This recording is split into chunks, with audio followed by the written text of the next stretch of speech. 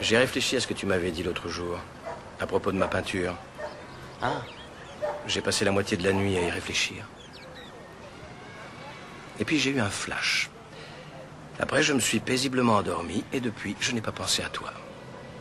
Tu sais ce que j'ai compris? Non. Tu n'es qu'un gosse. Tu parles sans avoir la moindre idée de ce dont tu parles. Merci beaucoup. Pas de quoi. Tu n'es jamais sorti de Boston? Non. Si je te dis de me parler d'art, tu vas me balancer un condensé de tous les livres sur le sujet. Michel-Ange. Tu sais plein de trucs sur lui.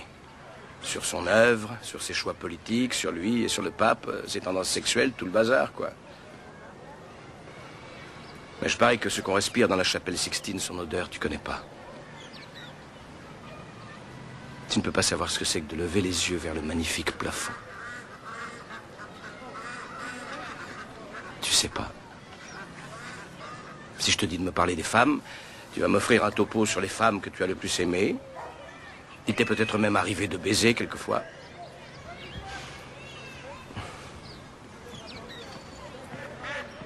Mais tu ne sauras pas me décrire ce que c'est que de se réveiller près d'une femme et de te sentir vraiment heureux.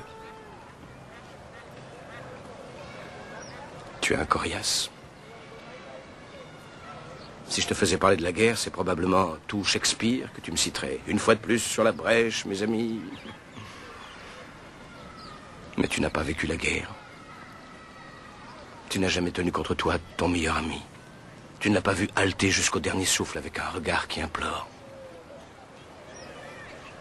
Si je te fais parler d'amour, tu vas probablement me dire un sonnet. Mais tu n'as pas connu de femme devant qui tu t'es senti vulnérable. Une femme qui t'est étalée d'un simple regard. Comme si Dieu avait envoyé un ange sur terre pour toi.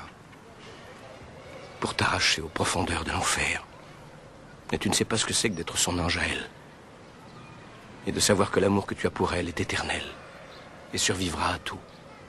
Même au cancer. Et aux nuits passées assis dans une chambre d'hôpital pendant des mois en lui tenant la main. Parce que les médecins ont lu dans tes yeux que tu n'as pas l'intention de te plier aux heures de visite. Tu ignores ce que c'est que de perdre quelqu'un. Parce qu'on ne connaît ça que quand on sait aimer plus qu'on ne s'aime soi-même. Je doute que tu aies jamais osé aimer à ce point.